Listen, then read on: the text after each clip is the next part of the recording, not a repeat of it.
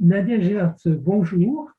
Bonjour. Merci d'avoir répondu à l'invitation pour parler de votre livre qui s'appelle Et toujours ce fichu voile. Alors, et toujours, cela veut dire qu'il y a eu des choses précédemment et effectivement, il y a eu une première édition de votre livre en 2011, si ma mémoire est bonne.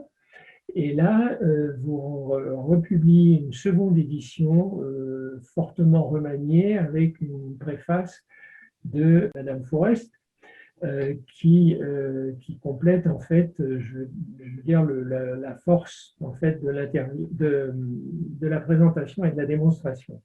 Alors, ma question est entre 2011 et 2021, il y a eu 10 années. Quels sont, au cours de ces 10 années, les éléments qui vous ont amené à sentir la nécessité d'une nouvelle publication? Mais alors, en fait, pour être complète, pour répondre à votre question, je devrais même retourner un peu plus en arrière, en fait. Parce que avant cette première version de mon livre, donc Fichu voile, hein, l'édition de 2011 s'intitulait Fichu voile, mais Oui, avant ça, j'avais déjà écrit un premier livre qui s'appelait L'école à l'épreuve du voile. Et là, on est en 2006, en fait. Et donc, en 2006, en fait, en Belgique, la question du voile, elle se pose uniquement dans le domaine de l'école. Et donc, j'écris un premier livre sur la question du voile à l'école. Et puis, ce qui m'amène en 2011 à écrire Fichu voile, c'est le fait que la question ne se limite plus au cadre scolaire. Et donc, dans l'école à l'épreuve du voile, j'avais décidé volontairement de ne pas considérer l'hypothèse selon laquelle le voile pourrait être quelque chose de politique. Je disais à ce moment-là, c'est quelque chose qui est à la fois un symbole religieux oui, et un symbole sexiste, oui. puisque c'est une obligation qui est faite aux femmes et aux femmes seules. Et je disais délibérément, donc en 2006, je laisse de côté l'hypothèse selon laquelle ça pourrait aussi être quelque chose de politique, parce que je n'en ai pas de preuves, j'ai pas d'éléments suffisants, enfin, je n'aime pas faire de procès d'intention, etc. Et en 2011, j'évolue un peu en me disant, mais en fait, finalement, c'est évident que ça a une dimension politique. Parce que ce voile commence à pénétrer toute une série de sphères. C'est le Parlement bruxellois à l'époque. Hein, la Belgique est quand même le premier pays à avoir le grand privilège d'avoir accueilli la première parlementaire européenne voilée. Oui. On s'en est réjoui partout dans le monde en disant quel beau progrès. Et donc là, à ce moment-là, je me pose des questions. Donc en 2011, je me dis, il y a quand même quelque chose de politique dans ce voile qui est porté dans une enceinte parlementaire au sein d'un parti qui n'est pas un parti islamique. Et en fait, cette deuxième version de Fichu voile donc, que je publie cette année est la confirmation du caractère politique du voile. C'est-à-dire qu'en fait, ces 10 dernières années, ce qui s'est passé, c'est que de plus en plus, on a vu des femmes voilées revendiquer le droit d'officier, je dirais, avec leur voile dans toute une série de sphères. Et donc aujourd'hui, c'est un petit peu comme si aucune sphère n'était épargnée, que ce soit la sphère du sport, la sphère du politique, la sphère des mouvements de jeunesse, la sphère des représentations d'étudiants, la sphère de l'enseignement supérieur, etc. Donc partout, partout, partout, on a aujourd'hui des activistes qui militent pour le droit de porter leur voile au nom de la liberté individuelle. Et parallèlement à ça, il y a aussi un phénomène qui, moi, me semble totalement, quasiment inexplicable, qui est une banalisation, en fait. C'est-à-dire que, à mes yeux, plus il devient flagrant que c'est quelque chose de politique, plus le déni se répand au profit d'un discours qui est de l'ordre de la défense des libertés individuelles, du libre choix, du fait que c'est un bout de tissu sans importance, etc. Et donc c'est ça que j'ai voulu vraiment réaffirmer, c'est cette évidence à mes yeux qu'il y a là vraiment une entreprise de pénétration du religieux dans toutes les sphères de la société, avec le voile comme instrument de pénétration, si je puis dire. Oui. Alors, ça, effectivement, c'est une chose qui m'a frappé à la lecture de votre livre, c'est que vous balayez d'une façon très large les différents secteurs, alors les différents secteurs de l'éducation, bien entendu, de l'école primaire jusqu'à l'université, mais vous allez un petit peu plus loin en parlant de ce qui peut se passer dans d'autres secteurs, alors dans d'autres secteurs comme le Parlement, comme les institutions européennes, etc., etc. Donc, et vous vous arrêtez là, c'est-à-dire qu'en fait, vous vous arrêtez pour l'instant à ce qui constitue, disons, la sphère administrative, la sphère du service public au sens large du terme. Est-ce que vous avez également travaillé sur des problèmes qui apparaissent dans le secteur privé, c'est-à-dire le voile en entreprise, les demandes de traitement particulier, je pense aux cantines séparées, je pense aux heures de prière, aux salles de prière, etc. Alors, je n'y ai pas travaillé spécifiquement parce que c'est moins, comment dire, ma spécialité, si je puis dire. Enfin, moi, le prisme qui m'intéresse le plus, c'est le prisme de la laïcité. Je veux dire, enfin, ce que je fais depuis une vingtaine d'années, c'est défendre et promouvoir, puisqu'en Belgique, on n'est pas un État laïque. Hein, donc ma volonté, c'est vraiment de faire entrer le principe de laïcité dans la Constitution belge. Et donc, la laïcité, bah, c'est pas à des Français que je dois l'apprendre. Elle porte théoriquement, en tout cas, uniquement sur la sphère de l'État, évidemment. C'est l'État qui est laïque. Donc, les entreprises privées n'ont pas nécessairement à adhérer au principe de laïcité, puisque par définition, elles sont privées. Mon point de vue, si vous voulez, c'est que les entreprises privées doivent rester libres de fixer les règles. Et donc, ces règles peuvent être des règles d'adhésion à un principe de laïcité dans l'intérêt, je dirais, de la coexistence pacifique des travailleurs et des relations avec les usagers ou les employés, enfin, ou les clients, tout comme une entreprise pourrait tout à fait aussi se dire, ben voilà, moi je promeux une vision beaucoup plus multiculturaliste, les gens doivent pouvoir arriver comme ils veulent, etc.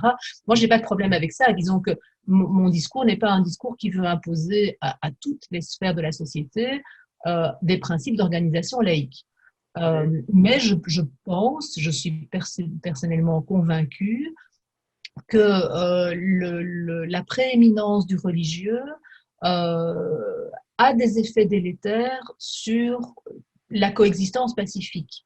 Et donc, pour rejoindre ce que vous dites, je pense que dans certains lieux, y compris professionnels, il est tout à fait légitime, à un moment donné, pour un employeur de dire si je veux apaiser les tensions, il faut que je signifie aux religieux qu'il n'a pas à s'imposer à tous dans le cadre du travail. Donc, ça ne me gêne pas si un employeur décide à un moment donné de dire non, désolé, plus de signes religieux, plus d'organisation différenciée des menus, pas de salle de prière, etc. Je trouve que c'est parfaitement légitime de le faire de la part d'un employeur, mais je ne m'autoriserai pas non plus à lui dire vous devez pratiquer comme ça parce que ce n'est pas la sphère de l'État. Alors, je vous remercie pour ces commentaires sur en fait, le fond de votre année. Moi, je voudrais qu'on parle aussi un petit peu de vous, puisque récemment, comme un certain nombre de nos amis du Comité Laïcité et République, après la publication d'un texte où vous parliez de l'affaire Samuel Paty, vous avez été littéralement agressé. Hein, je crois que le terme n'est pas très fort. Est-ce que vous pouvez nous en dire deux mots rapidement ? Oui, alors rapidement, je vais essayer de résumer, même si c'est une affaire compliquée. Alors, au départ, ce n'est même pas un texte que j'ai publié, c'est simplement une prise de position sur la page Facebook gérée par le conseil étudiant de mon école. Donc, si vous voulez, c'est un syndicat étudiant qui gère une page Facebook. Et j'ai simplement publié le 17 octobre, donc lendemain de la décapitation de Samuel Paty, un simple hashtag « Je suis Samuel Paty ». Et ce simple hashtag a généré toute une série de commentaires insultants, calomnieux, voire menaçants à mon égard. Et ça s'est passé, je dirais, sans que la réaction des gestionnaires de la page soit une réaction claire de soutien à mon égard, c'est le moins qu'on puisse dire. C'est-à-dire que le conseil étudiant qui gère cette page, en fait, m'a traité de la même manière que mes agresseurs. C'est-à-dire qu'ils ont décidé à un moment donné que pour mettre fin au conflit, la manière la plus intelligente, neutre, je ne sais pas quel mot je dois utiliser, c'était de nous bloquer tous. Oui. Donc les 3 agresseurs et moi, nous avons été exclus de ce groupe au prétexte que nous nuisions à la sérénité des échanges.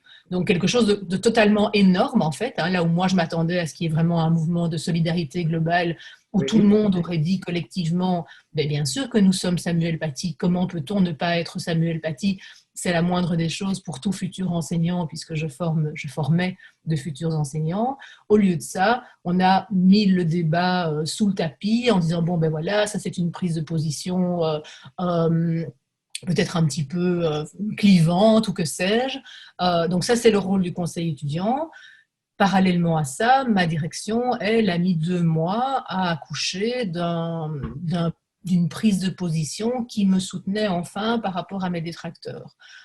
Et ces 2 mois, ce n'est pas 2 mois où ils ont réfléchi activement à la meilleure manière de faire, c'est 2 mois où moi, j'ai dû insister lourdement en disant « mais faites quelque chose, il y a quelque chose de grave qui vient de se produire, vous devez me soutenir, vous devez me défendre, il faut qu'un message clair soit envoyé à l'ensemble de la communauté éducative pour dire que, évidemment, nous sommes Samuel Paty. » Alors, je sais bien en même temps que ça ne se serait jamais produit si ça n'avait pas été moi.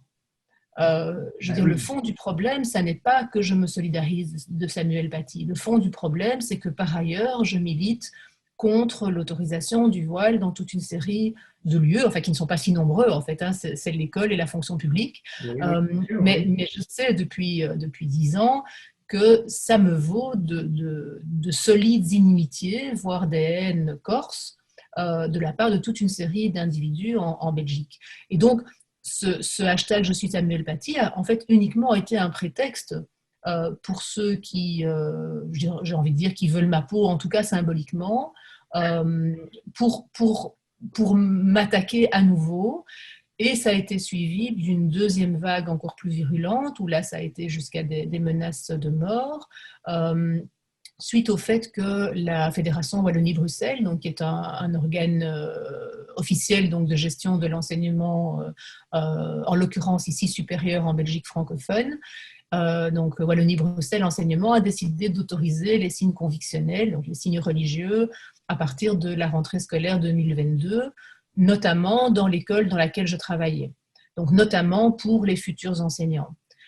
Et donc, à ce moment-là, avant même que j'ai pu prendre la moindre position, qui était évidemment une position de regret et de condamnation de cette décision, j'ai été de nouveau la cible d'attaques tout à fait concertées. Donc, il y avait vraiment une volonté de me bâcher, hein, comme on dit en mauvais anglais, jusqu'à ce que je sois mise en incapacité de travail, parce que je dirais que le climat dans mon école était devenu totalement irrespirable, et il m'était devenu impossible de travailler dans ce lieu, avec évidemment des étudiants aussi remontés contre moi, mais aussi avec des collègues qui ne comprenaient pas très bien ce qui se passait et qui, pour certains, en ont déduit que c'était moi qui mettais de l'huile sur le feu. Donc voilà, donc ça c'est où j'en suis aujourd'hui. Écoutez, Nadia, le temps qui nous est imparti est en train de s'épuiser. Donc, je vous remercie en tout cas pour cette participation et je recommande vivement à tous les gens qui regardent cette vidéo l'achat de votre livre et la lecture de votre livre. C'est absolument passionnant et ça décrit, je crois, extrêmement bien l'évolution de la situation et des risques qu'elle comporte. Merci encore et bon courage à vous pour surmonter les difficultés que vous connaissez actuellement. Merci beaucoup à vous.